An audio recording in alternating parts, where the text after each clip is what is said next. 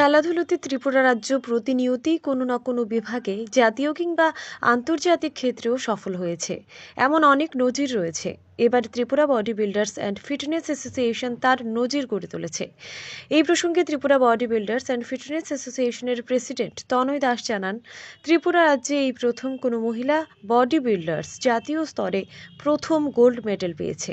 লখনৌতে আয়োজিত Indian body builders ফেডারেশনের উদ্যোগে ১৪তম ফেডারেশন কাপে ১৫৫ সেন্টিমিটারের গ্রুপে প্রথম হয় ত্রিপুরার মেয়ে রীতা নাগ। রীতা ত্রিপুরার গর্ব। আজ রবিবার তাকে আগরতলা প্রেস ক্লাবে Tripura body builders and fitness অ্যাসোসিয়েশনের উদ্যোগে সম্বর্ধনা প্রদান করা হয়। এই অনুষ্ঠানে উপস্থিত ছিলেন বিশিষ্ট বডি বিল্ডার্স দুলাল কর্মকার সহ অ্যাসোসিয়েশনের কর্মকর্তাগণ। জাতীয় স্তরে এই সাফল্যে ত্রিপুরার মেয়ে রীতা নাগের প্রতিক্রিয়া জানতে চাইলে তিনি বলেন, অনেক কষ্ট করে এই মেডেল পেতে হয়েছে। পাশাপাশি ত্রিপুরার নামকে উজ্জ্বল করার জন্য আগামী দিন যা যা করার তা তিনি করবেন। পাশাপাশি রাজ্যের বডি বিল্ডার্স অ্যান্ড ফিটনেস অ্যাসোসিয়েশনের কর্মকর্তাদের ধন্যবাদ জানান, যারা তাকে বিশেষভাবে সহযোগিতা করেছেন। Bureau report, digital Tripura. The winner goes to Toronto. 285, Rita Tripura.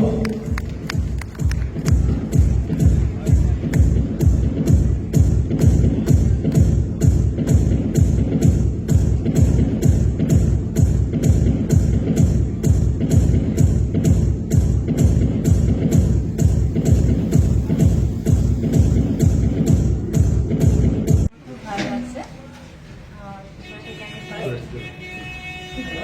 First আমি হিসেবে আমি বডি বিল্ডিংয়ে পার্টিসিপেট করেছি federation cup physics category and ওইখানে মানে কম্পিটিশনটা অনেকটা টাফ ছিল, তার মধ্যে আমি প্রথম হয়েছি। তো এটা নিয়ে আমি অনেক গর্বিত। ত্রিপুরার নামটা আমি উজ্জ্বল করতে পেরেছি, আর সামনেও আমি চেষ্টা করবো আরও বেটার করতে। ফার্স্ট এসেছি আমি, এবং ত্রিপুরার সাথে যখন ত্রিপুরাটা নিয়েছে, এটা আমি আরো বেশি গর্বিত যে হ্যাঁ ত্রিপুরার নামটা এসছে। সো আমি অনেক হ্যাপি ছিলাম ওই টাইমটাতে। আগামী দিনেও আমি আরো ভালো করব, আমি আমার বেস্ট দিয়ে যাব, অনেক স্ট্রাগল করব।